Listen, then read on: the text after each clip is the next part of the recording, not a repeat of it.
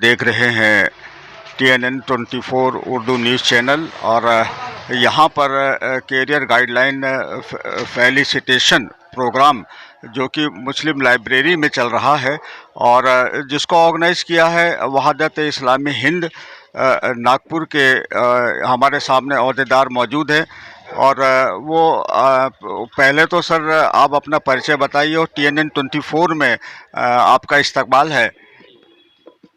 जी, अस्सलाम वालेकुम रहमतुल्लाह। मेरा नाम मोहम्मद इरशाद है। मैं वहदत इस्लामी हिंद नागपुर यूनिट का डिस्ट्रिक्ट कन्वीनर हूँ यहाँ पर। एक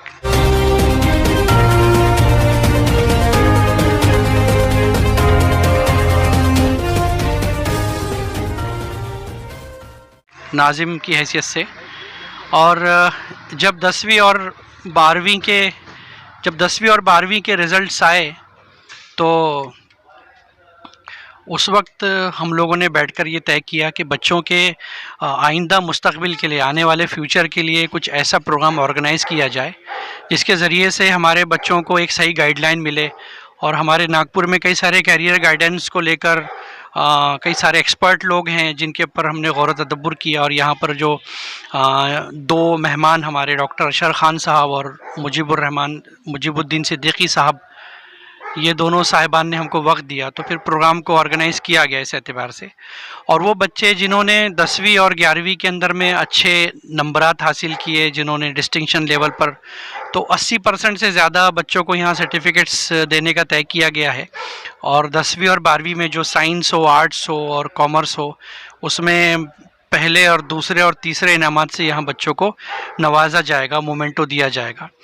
आम तौर से होता ये है कि वालिदैन बड़े बड़े ख्वाब देखते हैं बच्चों को लेकर, और उनका ख्वाब देखना कोई बुरी चीज़ भी नहीं है, अच्छी बात है। बच्चों को, अपने लड़का हो या लड़की हो, उनको देखकर उनकी फ्यूचर प्लानिंग की जाए और उनके ताल्लुक़ से ख्वाब देखा जाए कि भाई बच्चा हमारा कोई हायर एजुकेशन हासिल करे।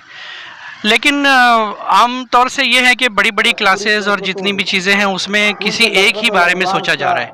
ये दुनिया बहुत बड़ी है, हमारे बच्चे समंदर में से सीख, और ये जो फेलिसिटेशन है बच्चों के हिम्मत अफजाई के लिए उनके वालिदैन को भी बुलाया गया है और इसमें रहनुमाई की जाएगी। और आइंदा इंशाअल्लाह जो एक्सपर्ट्स हैं उनसे मुख्तलिफ वक्त में उनके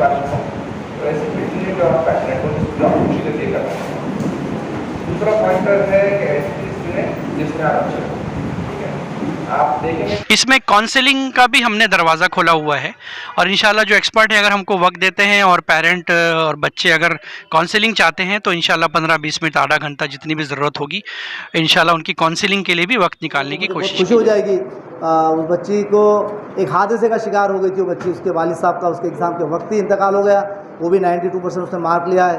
वालदा अकेली है जो उसको जो पढ़ा रही है, और वो एग्ज़ाम के पीरियड में अच्छी खासी बीमार भी थी। पेपर के अंदर में एक न्यूज़ भी लगी है कि बाप का इंतकाल और बच्ची की बीमारी उसको कामयाबी से नहीं रोक सकी। शायद वो बच्ची भी इस वक्त आई होगी, उसका नाम अनाउंस किया जाएगा। उसको भी हम स्पेशली जो है इस वक्त में फेलिसिटेट कर रहे हैं। जिन लोगों ने एबनॉर्मल कंडीशन में एबनॉर्मल काम किए तो उनको भी हम फेलिसिटेट करना अपना ज़िम्मा समझते हैं।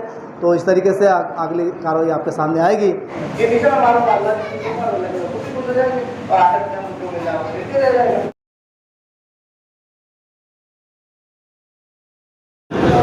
मैं Jamin Ahmed TNN Urdu news channel के माध्यम से मैं इस समय खड़ा हूँ मुस्लिम लाइब्रेरी सदर नागपुर में, जहाँ पर कैरियर गाइडलाइंस प्रोग्राम में SSC और HSSC जिसमें साइंस, कॉमर्स और आर्ट्स को 80% से ऊपर लोगों को यहाँ पर इनामात दिए गए हैं। और उसी सिलसिले में हमारे साथ मौजूद है मुजीबुद्दीन सिद्दीकी साहब, retired mineral economist, Indian bureau of mines. आइए हम उनसे बात करते हैं कि इस प्रोग्राम का मकसद क्या था और आप क्या पैगाम देना चाहेंगे। बहुत शुक्रिया आपका। देखिए, ये सदर मुस्लिम लाइब्रेरी जहाँ पे ये फंक्शन हो रहा है, मैं यहाँ का एग्जीक्यूटिव मेंबर भी हूँ, और ये बहुत ही कामयाब प्रोग्राम हुआ है जिसमें उन बच्चों ने जिन्होंने बहुत अच्छे मार्क्स लाए हैं उनको इनामात तो दिए गए, साथ में मुझे ये जिम्मेदारी दी गई थी कि मैं उनके फ्यूचर कैरियर के बारे में कुछ बात करूं। तो मैंने उनको ये बताने की कोशिश की है कि देखो, सलाहियत हर इंसान के अंदर अलग तरीके की होती है, उसके एप्टीट्यूड अलग होते हैं। तो हर बच्चे को तकरीबन अपना एक एप्टीट्यूड टेस्ट कर लेना चाहिए कि उसके अंदर सलाहियत क्या है, क्योंकि कुछ मिसकॉन्सेप्शंस होते हैं, जैसा कि वालिदैन चाहते हैं कि वो इंजीनियर बने या भाई चाहता है कि वो डॉक्टर बने, लेकिन सलाहियत उसके अंदर एक अच्छा पायलट बनने की होती है। तो अगर एप्टीट्यूड टेस्ट करें तो ये बात पता चलती है, और फिर जिस दिन ये पता चले कि मेरे अंदर क्या सलाहियत है तो उसके पीछे जी जान से पड़ जाए। हर बच्चे को अपना एक SWOT एनालिसिस करना चाहिए, यानी उसकी स्ट्रेंथ क्या है, वीकनेसेस क्या हैं, अपॉर्चुनिटीज़ क्या हैं इस जॉब की, और थ्रेट्स क्या हैं। अगर वो ये पता करके और जी जान से उसको लगता है, क्योंकि देखिए कैरियर बाय चॉइस होना चाहिए, कैरियर बाय चांस होगा तो हमेशा परेशान रहेगा, जिसमें खुशी मिलेगी वो बाय चॉइस होगा। तो career by choice, not by career by chance, ये मेरा पैगाम है। और उसकी एबिलिटी के हिसाब से उसको कोर्सेज चुनना चाहिए, भेड़ चाल में नहीं फंसना चाहिए। ये मेरा पैगाम है बच्चों के लिए। और मज़ीद आप कुछ चाहें तो मैं उसके लिए कह सकता हूँ कि जैसे जो 10वीं के बच्चे हैं उनको ये कोशिश करना चाहिए अभी से कि हम क्या बनेंगे ग्रेजुएशन के बाद या 12वीं के बाद। ये ना हो कि 12वीं में आने के बाद, ये ग्रेजुएशन करने के बाद जिस दिन कोई पोस्ट निकले उसकी तैयारी शुरू करें। उनको नस्बुल-ऐन अभी तय कर लेना चाहिए उनका टारगेट क्या है, और जिस दिन टारगेट तय कर लें तो जी जान से उसके पीछे लग जाएं। मुश्किलें आती हैं तो अल्लामा ने कहा कि, अल्लामा इकबाल का एक बड़ा अच्छा शेर मैंने बच्चों को से शेयर किया है कि सनोबर बाग में आज़ाद भी है, पावागिल भी है, इन्हीं पाबंदियों में रह के हासिल आज़ादी को तू कर ले।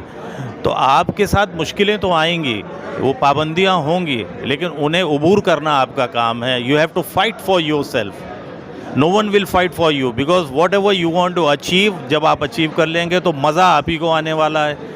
आपकी ज़िंदगी में वर्किंग लाइफ आपको 40 साल मिलती है, तो आज वो 10वीं में तय कर लेना चाहिए कि ये 40 साल मेरे खुशी में गुजरेंगे या चिक चिक करते हुए गुजरेंगे। ये पैगाम बच्चों के दिमाग में सेट कर देना चाहिए। नहीं, लेकिन सर जो 80% से कम जो मतलब स्टूडेंट रहे हैं तो उनके लिए क्या पैगाम देंगे आप? देखिए, जो परसेंटेज अभी आई है 90 और 80%, देखिए उसमें बहुत सी बच्चियां हैं, मैक्सिमम लड़कियां थीं। आप ये हमारा एक ये कहिए समाज की एक कुरीति है कि आज 90% बच्चियाँ लाती हैं, लेकिन ड्रॉप आउट रेशो लड़कियों में बहुत ज़्यादा है। इसको अगर आज 90 है तो कल अचीव करना चाहिए, इसको कन्वर्ट करना चाहिए कि वो किसी अच्छे जॉब में जाएं, वो लीडर बने।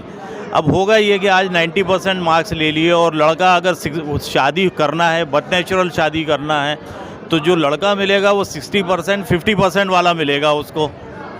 तो इन बच्चियों को ड्रॉप आउट रेशो में ना जाने दें, या बच्चों को भी, मैं दोनों के लिए कहता हूँ कि हमारे यहाँ ड्रॉप आउट का रेशो बहुत ज़्यादा है। दूसरे कौमों से जो ग्रेजुएशन की हमारी परसेंटेज है वो बहुत कम है। हम SC ST से भी पिछड़े हुए हैं, इसमें कहने में मुझे कोई संकोच नहीं है।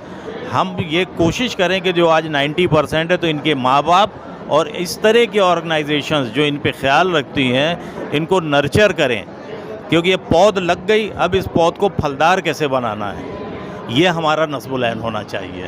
तो ये थे मुजीबुद्दीन सिद्दीकी साहब। और आपको हम एक बात और याद दिला दें सर कि वहादत इस्लामी हिंद जो कि 1922 में मतलब एस्टेब्लिश हुआ था, और आज 2022 है और लगभग पूरे 100 साल हो गए। हम आपको बहुत बहुत बधाई भी देते हैं। जी, वहदत इस्लामी का मैं एक इनवाइटेड गेस्ट हूँ, और मैं ये सिर्फ कैरियर गाइडेंस के लिए बात करने आया था, लेकिन हाँ, ये ऑर्गेनाइजेशन ने जो मेहनत करी और ये इतना बड़ा मजमा जमा करना छोटी बात नहीं है, क्योंकि आजकल के ज़माने में स्पीकर बहुत मिल जाते हैं, ऑडियंस कम मिलते हैं। इतनी ऑडियंस लाना और उनको फेलिसिटेट करना, ये बहुत ही ज़बरदस्त काम किया है वहदत इस्लामी ने। अल्लाह इनको और तरक्की दे, और हमें इनको अपने साथ मिलाना चाहिए।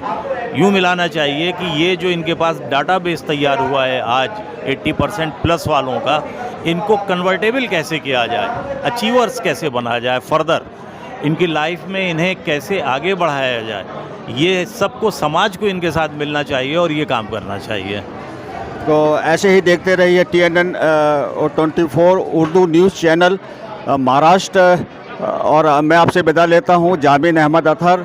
धन्यवाद, शुक्रिया।